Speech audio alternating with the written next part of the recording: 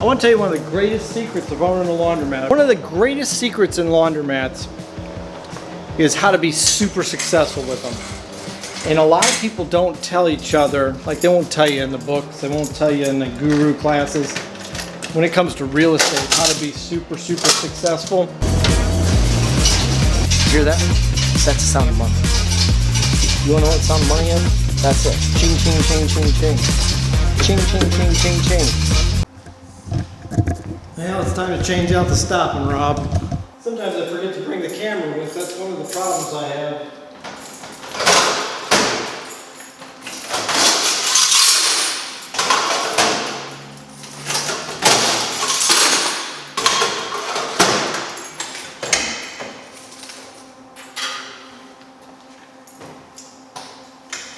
Check your washers for clothes, folks.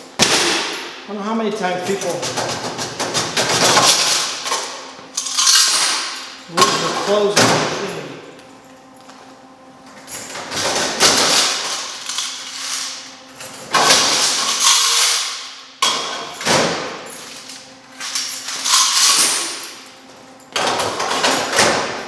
I didn't show you those 80-pound washers.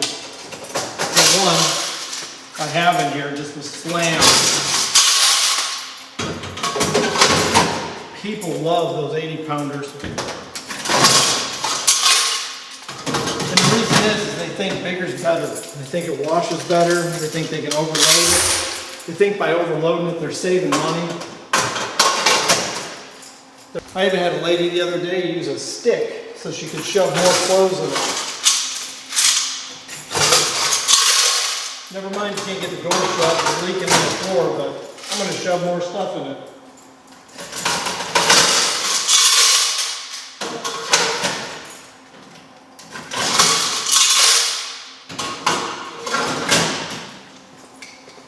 Well, that's enough. I hate being here at night. I really do. I just like being here at night. And the older I get, the more I really don't want to put up with BS. You know what I'm saying? That's the thing you got to think about when you own a laundromat. Is as you get older, how are you going to run it? I want to be doing this stuff late at night, fixing machines. I know when I'm in my 60s, I'm not going to be doing that.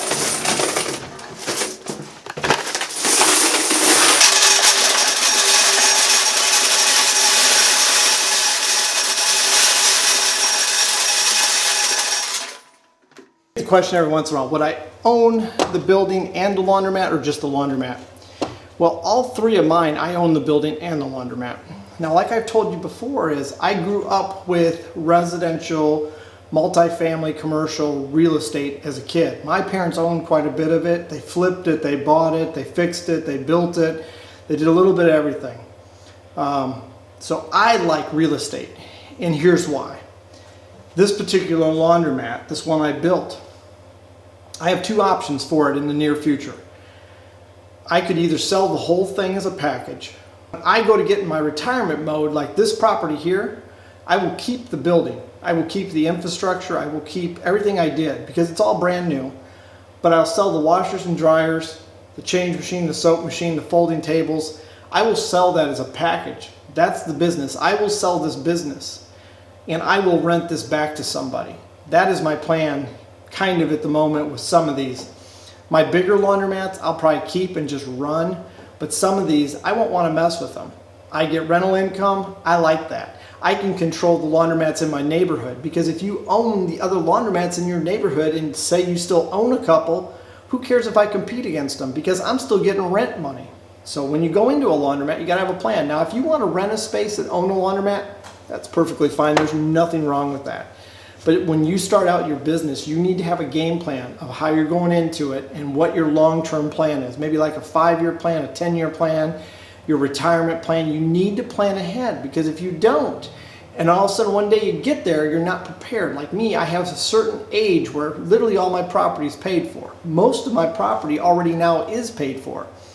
But when I hit 50, I won't owe anybody. That's my plan.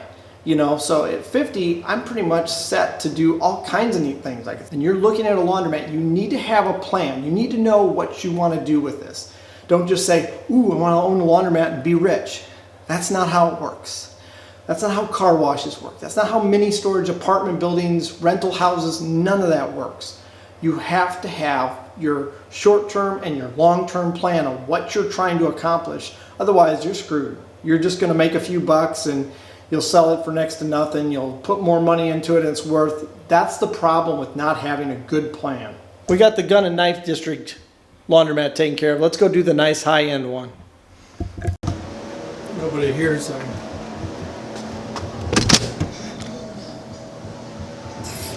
I can show you what some of this looks like. I'm going to show you the fun one of the. I know I've shown this before. Look at this garbage can. You go, my God, Keenan, do you clean your garbage cans on the weekend? Well, sort of. Look at this one. Look at this one. I swear they'll fill up one of them and none of the others. And I can even set two of them right here. One of them they'll fill up, the other one they'll ignore. It happens all the time. It's crazy. Ooh, shop towels. And a mask. Anybody need a mask? It's used. People are nasty. Nasty. That's good. We need to make money. Nasty people use laundromats. Shop towel number 2. Man, my shop is going to be frickin' floored with shop towels. My wife can tell you I need them.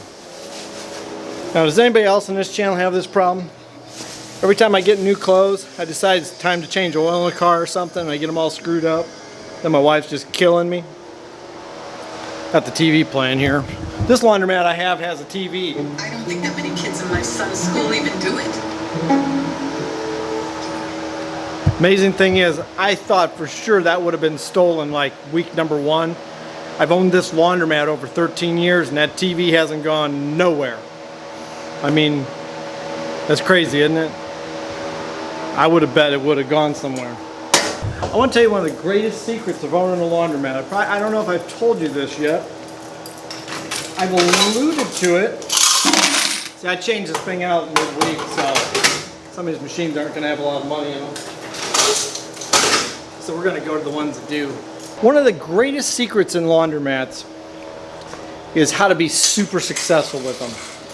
And a lot of people don't tell each other, like they won't tell you in the books, they won't tell you in the guru classes. When it comes to real estate, how to be super, super successful. Family. It's the #1 way rich people get richer and the middle class and the poor get poorer. Family. It's #1 secret. Really? You know what you're thinking? How the hell's family the #1 secret? Who in this world is going to stick up for you? Your best friend? Your ex-girlfriend? The homeless guy in the street to kick out of your business? No. It's your immediate family. So why are you not working with them to get ahead? That's the #1 secret. Here's a prime example. Ben Malla. He works with his family. Why? Because he wants to get rich. Warren Buffett works with his family. Bill Gates. Steve Jobs. Okay? All those people worked with their family. Okay? Somewhere in there, their family was intertwined in those businesses. Rockefellers. Carnegie. I mean, I could go on forever with names.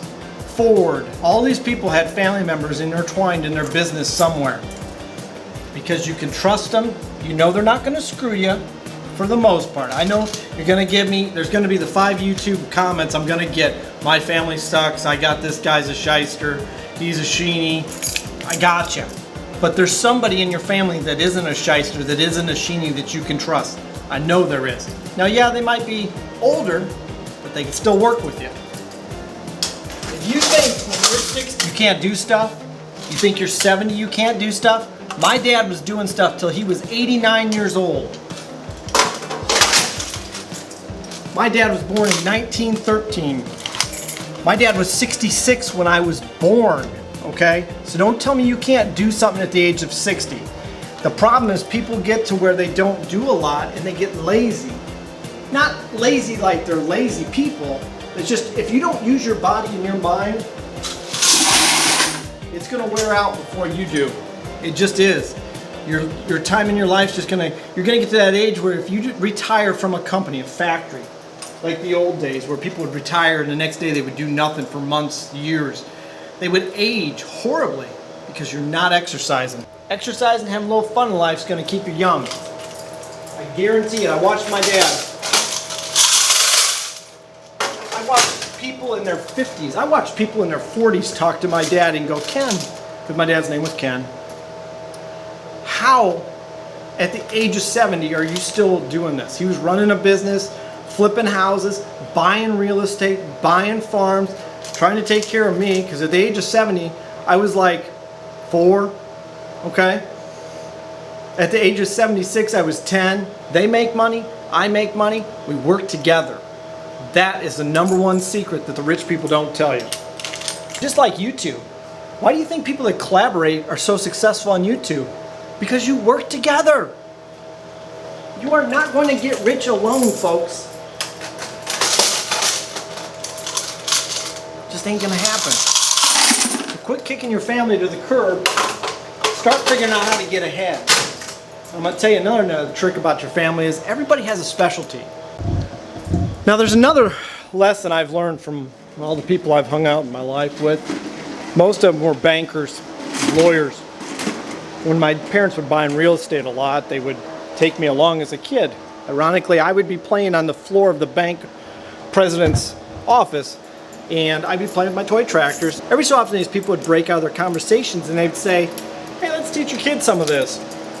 So here I am, 10, on the president of the bank's floor, playing with my tractors, and these people in the room are dealing with hundreds of thousands of dollars. Property, real estate, foreclosures, you name it. So I had like this really awesome childhood that most people, I've seen inside of bank vaults all over where I'm at. Because they'd be like, hey, you want a tour? And they'd be like, sure. And they would explain how banks work. Like when I was 10 and 11 and 12, I was learning how the banking system worked. I learned how inflation, stagflation, I learned all about that. I learned all about those things. When my neighbor kids were out playing ball and playing baseball and thinking they were cool, I was playing with money. I remember the banks showing me their money. I remember seeing crisp brand new bills.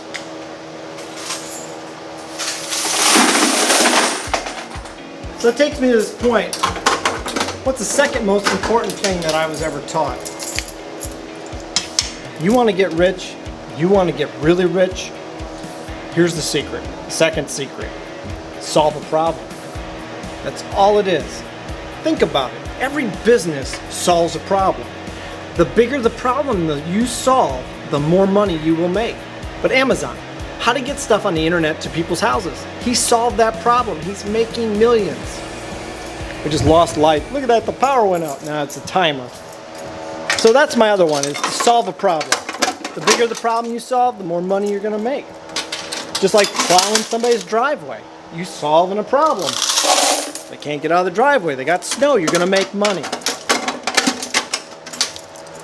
This laundromat. They need to clean their clothes. I'm solving a problem. Now, what you have to remember is, the more people you solve a problem for, the more income you generate, the more money you make. That's like these gurus on the internet, gurus. That's why the Ty Lopez's and Grant Cardones make so much money. They're solving a problem on YouTube. Everybody wants to make money. They don't know how to do it. So they'll sell you a course. They'll sell you a program. They'll sell you a CD. They even mentor your ass.